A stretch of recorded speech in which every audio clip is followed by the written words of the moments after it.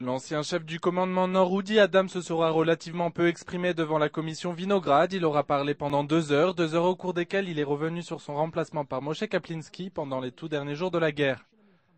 ציווה, הוא שם את סגן הרמטכ"ל בפיקוד, זאת אומרת, במרחב הזה נראה לי לגיטימי לגמרי. Adam est également revenu sur les échanges de points de vue qu'il a eus avec Dan Khaloutz au moment des combats et sur la véritable raison de sa mise à l'écart. Mais il n'était pas le seul aujourd'hui à donner son avis sur la direction de l'armée. Le général Gershon Cohen, commandant des écoles militaires, s'en est pris avec vigueur à son commandement devant la commission des affaires étrangères et de la défense de la Knesset. Les dysfonctionnements dans la formation des officiers constituent l'une des failles les plus graves de la guerre de cet été, a déclaré à Cohen, et d'ajouter accusateur que beaucoup de hauts responsables militaires avaient été nommés à leur poste grâce à des parrainages politiques.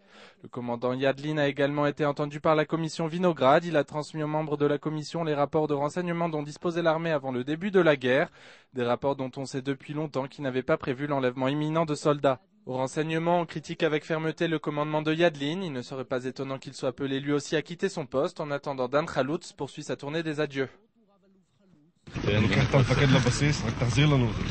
Il assistait ce mardi à un exercice militaire grandeur nature. בניגוד למפורסם, אני מאוד סומך על כולם.